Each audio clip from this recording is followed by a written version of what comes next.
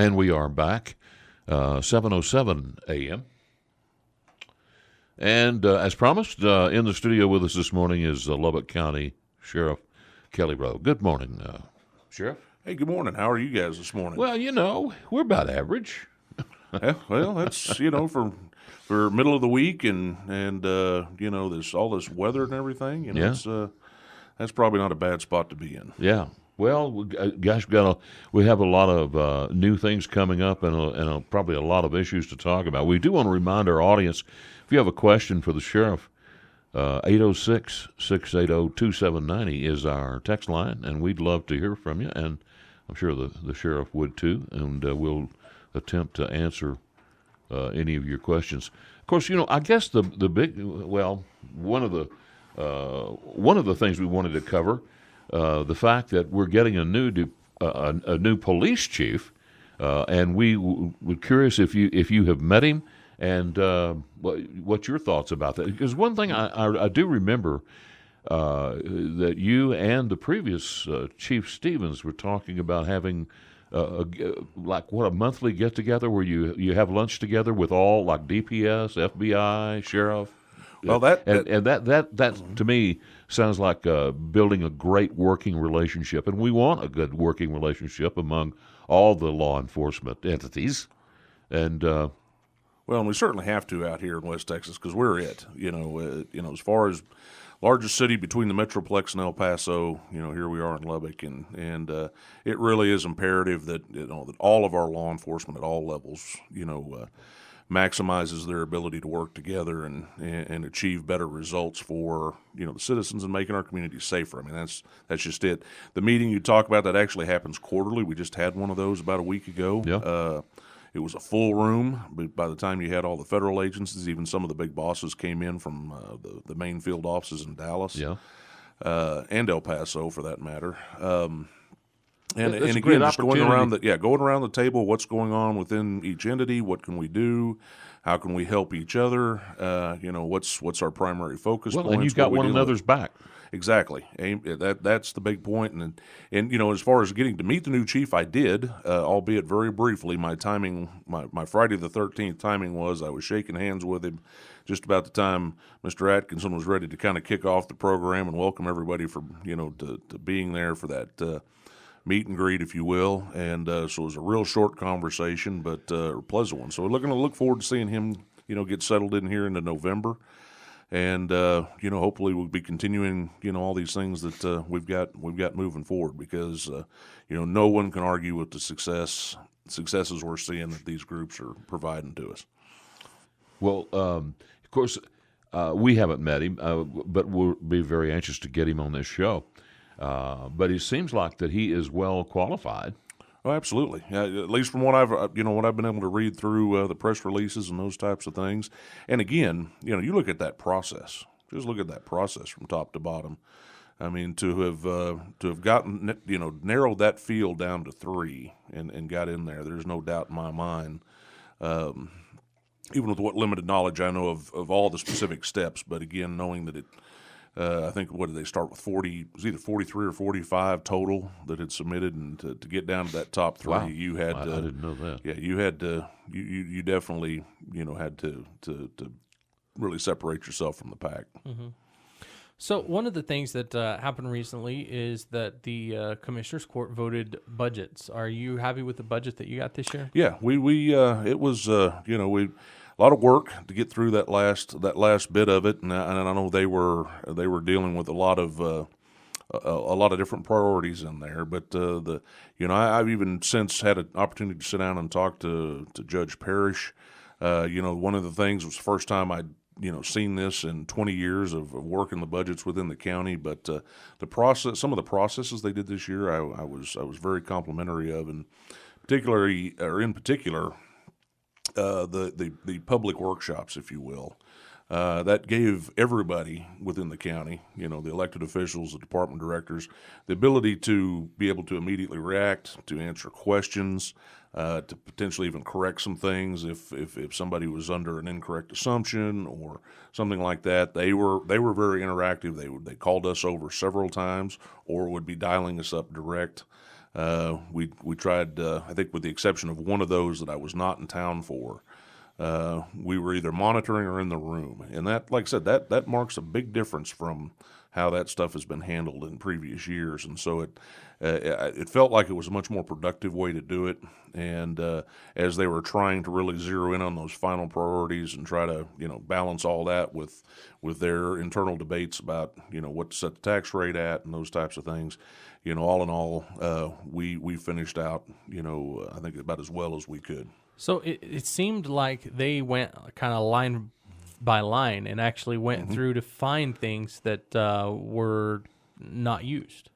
I totally agree with you. If you were to have seen one of the commissioners in particular, his budget book, which those things are monumentally thick to begin with, I'm pretty certain our office supply stores are out of the little sticky tabs. That thing had more tabs in it than you could possibly imagine. But again, particularly for the new ones, that just came on, the two new commissioners, new judge. When we went into the budget knowing these guys are, they're having to drink water through a fire hose right now, and then trying to jump into that first budget, and get into what's been 20 years in the making to get to this point. They were all, one thing you could sit back and watch. No, they were all very, very thorough. They went through area by area and item by item. They had a lot of, good logical decision making. They were thinking through there. Again, just getting them to the finish line on it, was I know challenging for them. Okay. Well, a quick question before we go to break. We have a texter this morning that says, does law enforcement have any plans to address panhandling?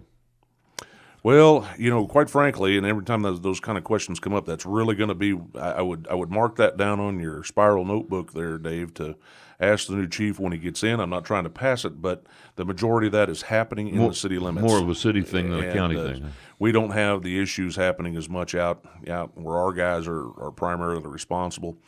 But it does go to a bigger issue, which, comes back to mental health, comes back to homelessness, which you've got these things all being attacked from various angles community-wide. So whether you've got city council, commissioners court, law enforcement, mental health professionals, the mental health authority, the hospital districts are all working, at trying to figure out what is the best solution to deal with some of that, because again, they all kind of come back to that one central problem, which is typically mental health, and then, like I said, closely followed by the homelessness issues and that type of thing. And I know the police spoke to my wife's Ambucks Club, and I guess it was the panhandling / homeless police segment, and they said, do not give money to these people standing on the corner, which was a surprise to me.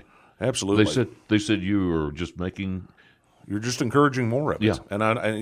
And Lubbock's a place with lots of good people with very kind hearts. And, and you can't take that away from anybody. But again, you do have to understand the reality is that you're just going to encourage more of it. Well, and you don't know what that money's going to be used for either. Yeah. Well, most of us pretty well. Well, and I know the police have some kind of a card that you're encouraged to pick up and hand out to these people. That I don't know exactly what the card is. Maybe a free hamburger or something. But I know that our church addresses the homeless issue, and we pass out burritos on Saturday morning. But if we give them something, it's usually a coupon for a free burger, something that they can't trade for, maybe something they don't need. Well, therein lies the problem with it, because again, we all really that work with those folks every day know exactly what most of that money is going to go to is supporting a bad habit. Okay, Sheriff, let's take a quick break, and then we'll come back. Again, if you have a question for our Lubbock County Sheriff Kelly Rowe, 806-680-2790 is our text line, and we'd love to hear from you. Back with more of Sheriff Rowe after this.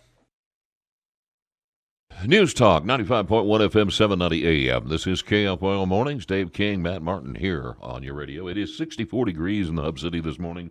87 is our forecast high today. And again, Lubbock County Sheriff Kelly Rowe is with us in the studio this morning. And we do have some texters who are texting in some questions. One wants to know, Kelly, what's the chances of you taking another position and leaving your position open? A federal position, they said. A federal position, well, any position at that for that matter is an absolute zero. So, You pretty happy where you are? I'm absolutely happy where I'm at. Well, I'll tell you what, I'm pretty happy. I wake up every morning. First off, thank you God that I'm living in Texas, and then thank you God that I'm living in Lubbock, Texas. Amen to that. I have to say, because I see so many problems and so many other people in other cities. Geographically speaking, says a texter, it seems that the Lubbock area is a prime area for drug manufacturing and transportation. Does your department have the needed money, people, training, and focus to push this problem back? Thank you for serving us.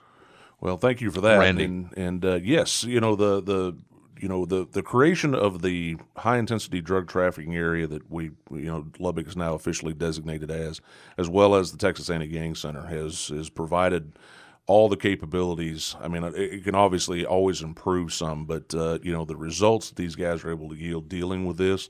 Fortunately, we don't have the manufacturing problem as much, but we certainly have the distribution problem because everything is coming from Mexico. But again, being able to have that collaborative effort with all of our area law enforcement that has a specific target on dealing with narcotics and narcotics trafficking, that group together, which is right at I think a little over 50 officers, all agency wide, are really knocking it down, dealing with that problem.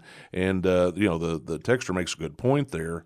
But also kind of a sad point, which is, it's a matter of pushing. If you're being totally realistic about it, we know we can put the concentration and do what we've got to do here to push it, but where are we pushing it to? We're pushing it out into the surrounding counties, out in the more rural areas, where there's less law enforcement, considerably less law enforcement, and it doesn't end the problem. Yeah, no, we do have to, as a nation, start thinking long term on what we're going to do to finally try to really substantially hinder the ability to distribute the volumes they're doing. But in local law enforcement, it's we push and take care of our own first, and then try to assist the others second. So is one of the solutions just controlling the border?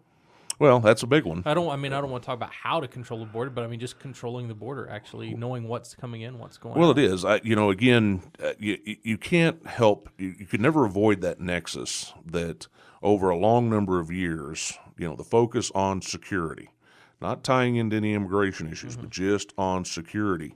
When you look at 2014 and the volume increase that happened then to present, I mean, it's astronomical. Again, I've used we can see it in our crimes that we report here on this show. It seems like we have a shooting at least once a day, and sometimes two. Well, and that's all coming because the product is so cheap. There's so much availability to it, and so much competition to get it out there and get it sold and distributed. The other half of it is, and this is that other big correlation that's I always remind people of its importance.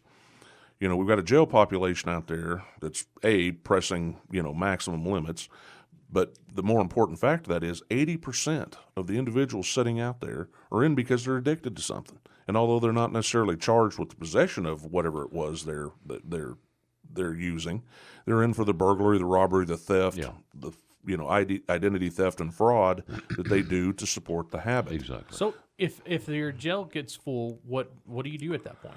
Well, that's something we're starting to work on now. Now that we're through the budget process and everything, and I've already begun some conversations throughout the various stakeholders that are involved in that process. But it's time for us to reevaluate our criminal justice system, county and city-wide.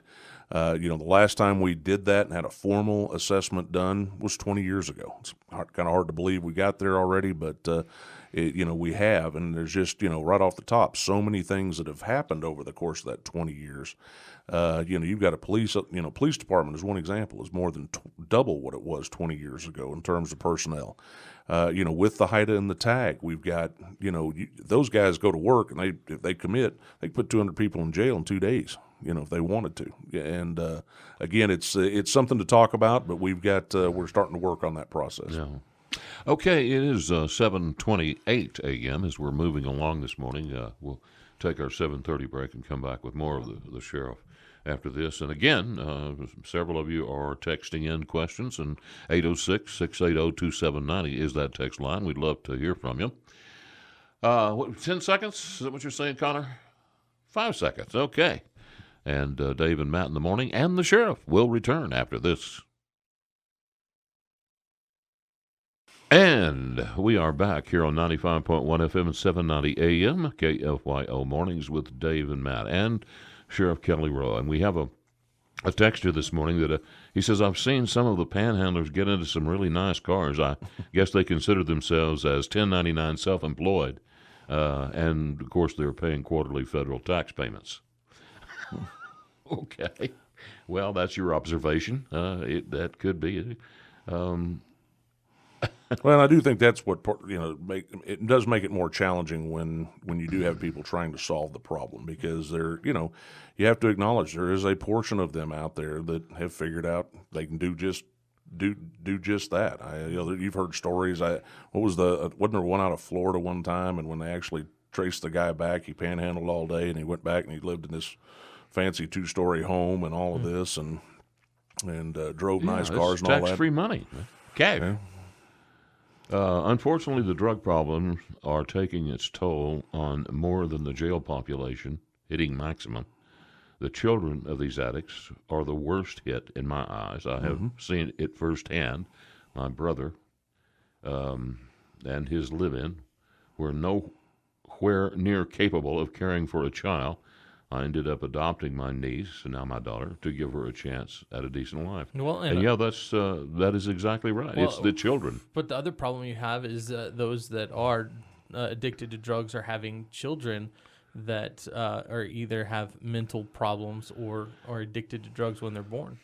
Well, and you just continue to perpetuate the problem out, because again, when mom and or dad are in jail, in the life, doing those types of things, is there still a grandparent out there possibly trying to keep up with the children?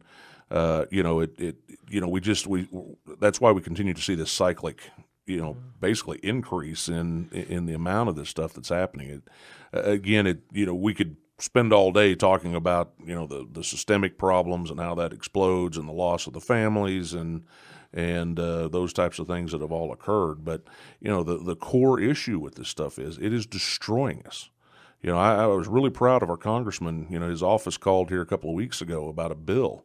And it kind of threw me for a loop when one of his chief staff, policy members was calling me, and he said, well, they're going to be discussing and voting on a bill tomorrow called the Safe Banking Act. And I'm like, why on earth are you calling me about this? I don't have anything to do with banking and finance. Well, then I find out, the true meat and potatoes of the bill is to allow banks, which they have so far been unwilling to do based on federal statutes, to deal with these states that have the legal marijuana distribution going on.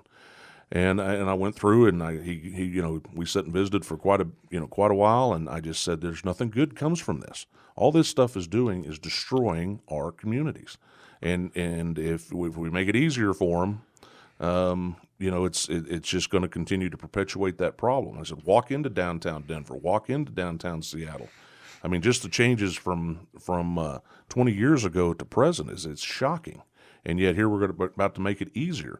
And then, to also understand, as we do, that stuff isn't truly legitimate. There may be a couple of mom and pops out there that, were hippies back in the 60s, and they're just there to sell pot and be happy about it. The vast majority of those end up being major fronts for larger operations. They're money laundering, create that capability to do. Hence the reason the banks just said, no, we're not going to do it. Now they have that availability. And, of course, you hear the sad old tales of, well, they're having to handle all this cash and they're getting robbed and all this. Well, you're in a business that, provides for trouble, anyway. Yeah. And like I said, I got to say, I'm proud of Congressman Arrington on that. I went back and checked that vote, and he was one of the minority that voted against it. So let me ask you this. There's, at least I've heard that you can have a legitimate marijuana selling business, but actually having legitimate marijuana is tough to compete because the In drug Texas? dealers, no, not in Texas, in Colorado or wherever, but in those places that the drug dealers can get the stuff a lot cheaper down in Mexico, and they can stand right beside the store and sell it.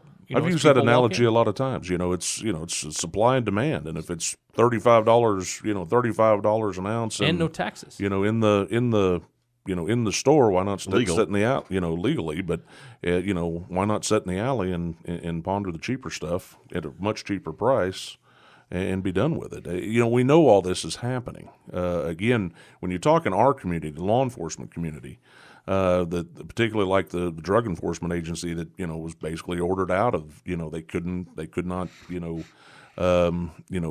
theoretically deal with those with those operations. All the side things that have come down that nobody calculated. Well, how do we estimate if somebody's intoxicated when they're driving, when they're involved in a motor vehicle accident, particularly one with maybe injuries or fatalities? Again, it took years for alcohol testing to get to a point where the courts had a factor of what determines a person's intoxication level on alcohol.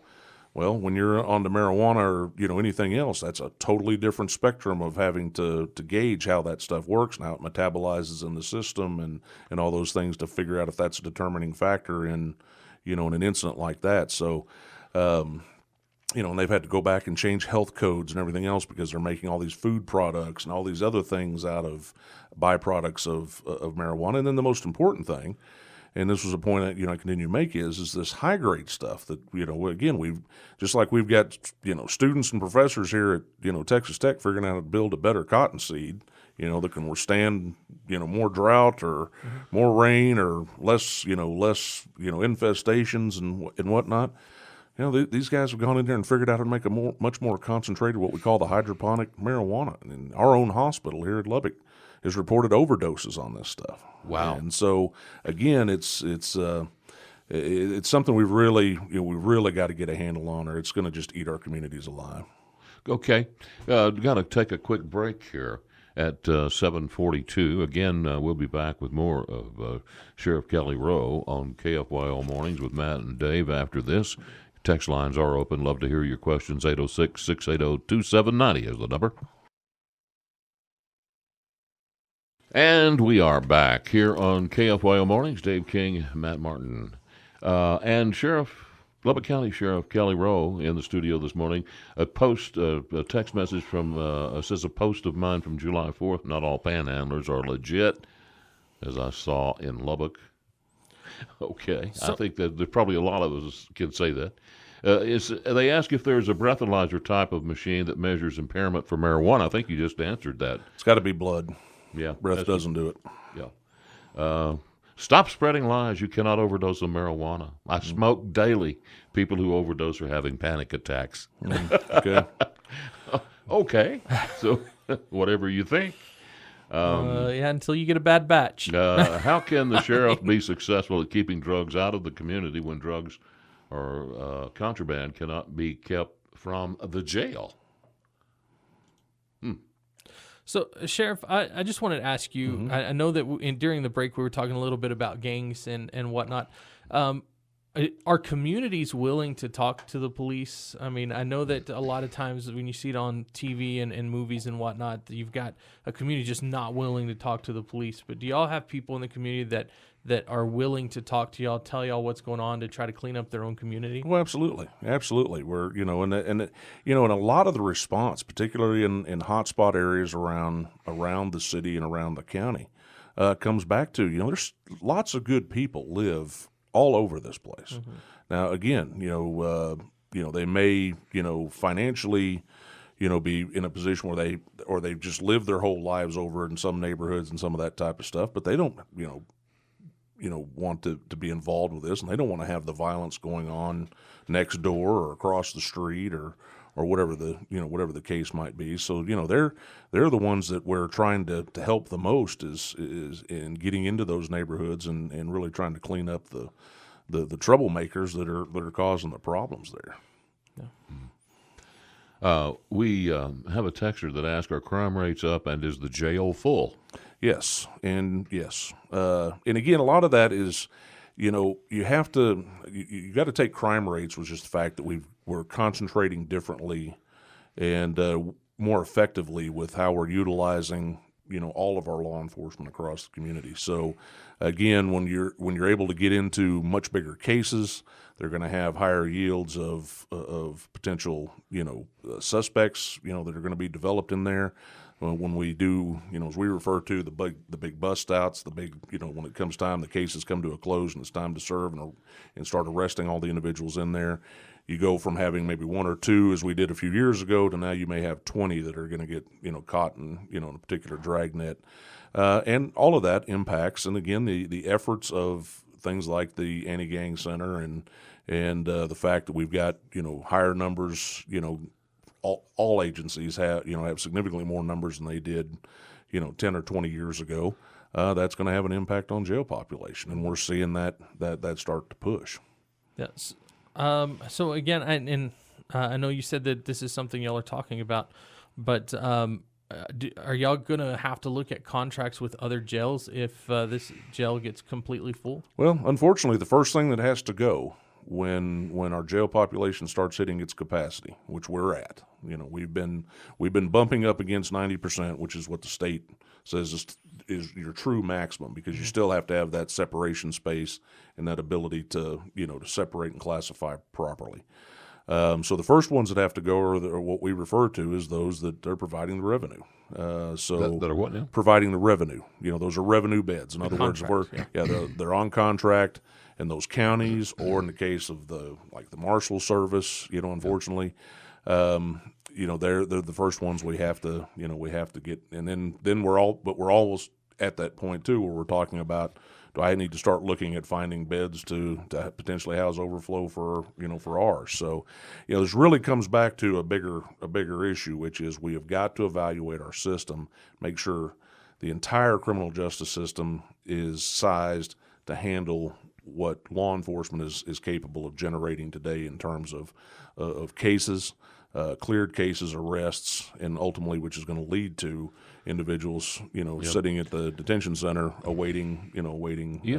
I'm surprised case to disposition. hear you say that the jail is full, but correct me if I'm wrong, but I know just 3-4 years ago, it was said that the jail had just a ton of empty beds because, as I recall, the feds were not arresting as many people or something to that effect. There just weren't as many arrests as had been projected. Well, again, you've got to look at particularly. And they were talking about how the jail had been overbuilt. Right. Well, we tried to do everything we could based on the information we had, but you've got to keep in mind that information is 20 years old now. Yeah. So, and looking at sizing and looking at estimates from what we had typically housed for federal prisoners, we had not ever been in a position prior to that to be looking at housing other county prisoners because we were shipping so many out ourselves. But when we built in and we said, okay, let's see what the sizing is. But you really have to, like I said, look at this for really the last 5 years, because 2014 to present is when the explosion happened. And as soon as that did, and now that law enforcement has reacted and we're doing the things we're doing now, it started to drive up. And jail population, I use the analogy a lot of times, it's like summer gas prices. They always creep up quite a bit during the summer, but they never come all the way quite back down. So you kind of get a new low end benchmark, and then the next summer, and so that's what we've really been watching, is that. But we're gonna sit down, and we're gonna probably bring in some folks, I think, to give a total look at the entire system. We could be in a position where we might need to be talking about adding additional courts. The district attorney's office may have to increase in size. There could be a whole lot of factors to examine here. Because, again, if I just jump straight to construction at this point, and this is a central theme I remind these folks as I've been talking to them, and we were to start moving bulldozers tomorrow, well, 3-4 years from now, we'd have a new housing cluster. But if we do nothing else with the rest of the system, that thing will be full in short order, and we'll be right back to the same conversation again.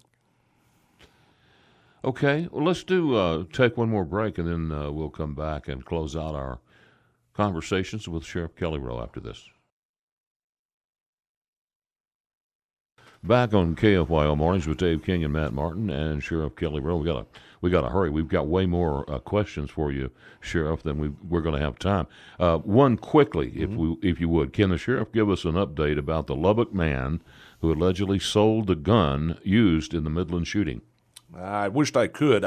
We were not directly involved in that. That was primarily the federal agencies, ATF, that was working that angle out. We might have provided them some support up here at the time, but again, that's that I have to turn back over to them, because that shooting or that incident down there was primarily the Rangers and federal agencies. Another texter says, how many detention officers is the jail looking to hire right now? Well, that's constant. That stays steady. We always have vacancies going. It's gotten so large out there. You just the dream of being fully staffed and holding it for any length of time is kind of gone now. So we had a spike. We were down quite a few positions back earlier this summer. That's been caught up some, but that is continual. Those positions will always be posted. They'll be hiring continually. Yeah. Well, it says another texter says we are.